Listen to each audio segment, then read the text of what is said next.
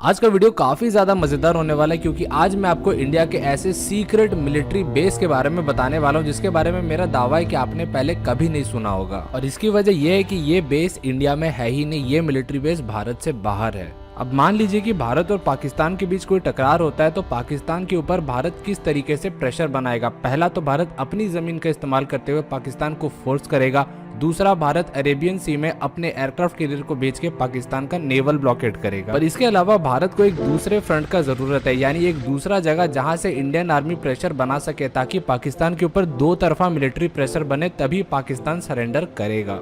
अब चलिए हम एक बार एशिया का मैप देखते हैं। एशिया के मैप में हमें दिखता है भारत, पाकिस्तान, अफगानिस्तान और अफगानिस्तान के ठीक नॉर्थ में मौजूद है सेंट्रल एशियन देश जैसे कि तुर्कमेनिस्तान, उज्बेकिस्तान, किर्गिस्तान और तजिकिस्तान। तजिकिस्तान की सीमाएं अफगानिस्तान से सटी हुई है और अगर हम अफगानिस्तान और तजिकिस्तान के बॉर्डर पे जूम करें तो हमें दिखता है फारखोर एयरबेस। अगर आप गूगल मैप्स में फारखोर एयरबेस सर्च करेंगे तो आपको दो इमेजेस दिखाई देंगे। पहला इमेज है भारत के लाइट कॉम्बैट हेलीकॉप्टर का और दूसरा इमेज है इसी एयरबेस के रनवे का जहां भारत का IAF नेत्र जो कि एक एवेक्स है उसका इमेज दिखाई देता है। साथ ही साथ भारत के MI-17 हेलीकॉप्टर का इमेज मौजूद है और इस IAF नेत्र के बगल में एक इंडियन एयरफोर्स के ऑफिसर मौजूद है। फारखोर एयरबेस है इंडियन एयरफोर्स का पहला मिलिट्री बेस आउटसाइड इंडिया। ये कैपिटल सिटी दुसानवे से 130 किलोमीटर साउथ ईस्ट में मौजूद है और इसे इंडियन एयरफोर्स और तजिक एयरफोर्स मिल करके ऑपरेट करते हैं। 1996 और 97 में रॉ ने तजिक गवर्नमेंट से बात करना शुरू किया इस एयरबेस को एक्वायर करने के लिए। ये एयरबेस अफगानिस्तान बॉर्डर से बिल्कुल सटा हुआ है। भारत इस एयरबेस की मदद से नॉर्दर्न अलायंस को मदद पहुंचाना चाहता था। इस एयरबेस में नॉर्दर्न अलायंस के हेलीकॉप्टर्स को सर्विस किया जाता था और यहाँ से भारत तालिबान के बारे में इंटेलिजेंस भी गैदर करता था। उस समय भारत यहाँ पे एक हॉस्पिटल भी चला रहा था। ये वही हॉस्पिटल है जहाँ नॉर्दर्न अलायंस के लीडर अहमद शाह मसूद को ट्रीटमेंट के लिए लाया गया था जब उनके खिलाफ तालिबान ने सुसाइड अटैक करवाया था। 2002 में भारत ने तय किया कि वो यहाँ पे एक एयरबेस का निर्माण करेगा। 1980 में सोवियत के जाने के बाद से ये एयरबेस खाली पड़ा था, यानी भारत ने इसके ऊपर $10 मिलियन खर्च किया इसे रिपेयर करने के लिए, लेकिन फिर भी ये रिपेयर नहीं हो पाया। उसके बाद BRO यानी बॉर्डर रोड ऑर्गेनाइजेशन आगे आई। BRO ने 2006 तक इस बेस के निर्माण कार्य को पूरा कर लिया और उस समय भारत ने यह डिसाइड किया कि वो MiG-29 एयरक्राफ्ट के एक स्क्वाड्रन को इस एयरबेस में डिप्लॉय करेगा।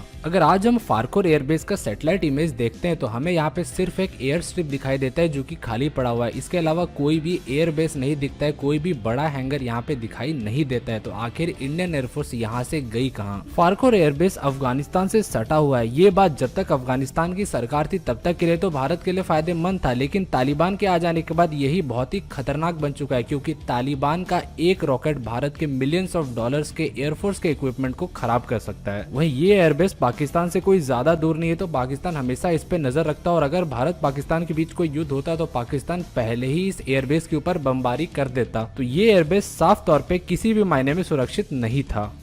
अब मैं आपको तजिकिस्तान के एक और इलाके में ले चलता हूँ। इन दो पहाड़ियों के बीच जो आपको घाटी दिख रहा है इसमें मौजूद है तजिकिस्तान का आईनी एयरबेस। अगर हम आईनी एयरबेस के सैटेलाइट इमेज को देखते हैं तो हमें एक बहुत ही अच्छे से बना हुआ रनवे दिखाई देता है, पर जब हम इसके ऊपर जूम करते हैं तो हमें दिखता है कि यहाँ बहुत सारे मिलिट्री के फाइटर जेट्स और हेलीकॉप्टर्स खड़े हुए हैं। यहाँ पे खड़े हेलीकॉप्टर्स को देख के मुझे काफी ज्यादा हैरानी हुई क्योंकि यहाँ बहुत ही बड़े नंबर में मिलिट्री के अटैक हेलीकॉप्टर्स मौजूद हैं। वहीं इस एयरबेस में बहुत सारे हैंगर्स भी बने हुए, यानी ऐसे इलाके जहां पे फाइटर जेट्स और हेलीकॉप्टर्स को सिक्योरली रखा जा सकता है। अगर हम आईनी एयरफोर्स बेस के बारे में इंटरनेट पे सर्च करते हैं तो हमें पता चलता है कि इसे गिसार एयरबेस भी कहा जाता है। ये तजिकिस्तान में मौजूद है। कैपिटल सिटी दुसानवे से 10 किलोमीटर वेस्ट में ये एयरबेस मौजूद है। इसे इंडियन एयरफोर्स और तजिक एयरफोर्स ज्वाइंटली ऑपरेट करते हैं। 2014 से भारत ने यहाँ पे कई सारे सुखोई 30 MKI को भी डिप्लॉय किया है। वहीं रिसेंटली जो अफगानिस्तान क्राइसिस हुआ था उसमें भारत ने इसी एयरबेस को अपने स्टैंड बाय के रूप में इस्तेमाल किया था, यानी यहीं पे इंडिया के बड़े बड़े एयरक्राफ्ट मौजूद थे स्टैंड बाय के तौर पे।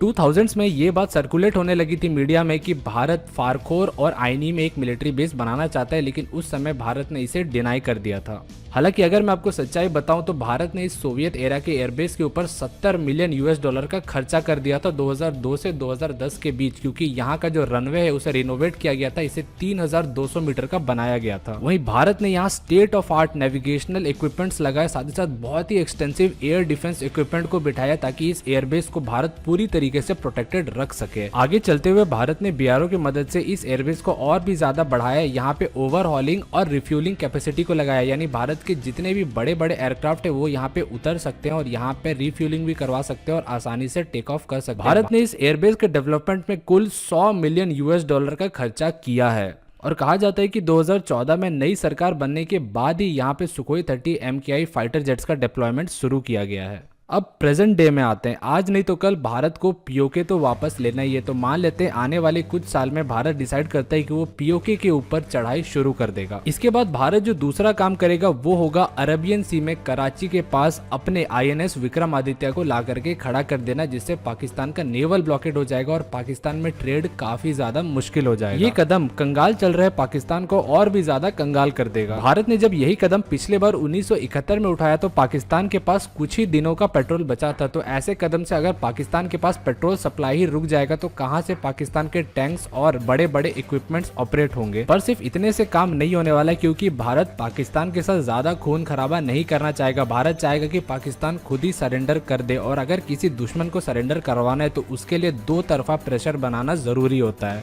अब मैं आपको सीधे उस समय में ले चलता हूँ जहाँ भारत ने पीओके को लेकर के पाकिस्तान के ऊपर अटैक कर दिया है और इंडियन आर्मी पीओके के ऊपर चढ़ाई शुरू कर चुकी है। भारत की जमीन से C-17, C-130J और C-295 जैसे बड़े बड़े मिलिट्री के ट्रांसपोर्ट एयरक्राफ्ट उड़ान भरते हैं। ये एयरक्राफ्ट पाकिस्तानी एयरस्पेस को अवॉइड करते हुए सीधे पानी के रास्ते ईरान में आते हैं, ईरान के एयरस्पेस से होते हुए तुर्कमेनिस्तान पहुंचते हैं, वहां से उज्बेकिस्तान और सीधे आ जाते हैं तजिकिस्तान के एयरस्पेस में। ये विमान तजिकिस्तान के आईनी एयरबेस में लैंड करता है और इसमें से निकलते हैं हजारों की तादाद में भारत के स्पेशल फोर्सेस। भारत के इन स्पेशल फोर्सेस के जवानों ने आईनी को अपना मिलिट्री बेस बना लिया, क्योंकि ये बहुत ही ज्यादा सेफ है। यहाँ पे भारत के एयर डिफेंस इक्विपमेंट्स लगे, साथ ही साथ ये एयरबेस दोनों तरफ से पहाड़ियों से घिरा हुआ है, तो इसके ऊपर बमबारी करने के लिए पहाड़ियों के ऊपर से आना पड़ता है, जो कि काफी अनसेफ है किसी भी दुश्मन के लिए। भारत के जवान गाड़ियों की मदद से आ जाते हैं तजिकिस्तान के साउथ ईस्टर्न पॉइंट पे, जहाँ पे मौजूद है अफगानिस्तान का एक पतला सा जमीन जिसे कहा जाता है वखान कॉरिडोर, जिसके उस तरफ मौजूद है पाकिस्तान ऑक्युपाइड कश्मीर का हिस्सा गिलगिट।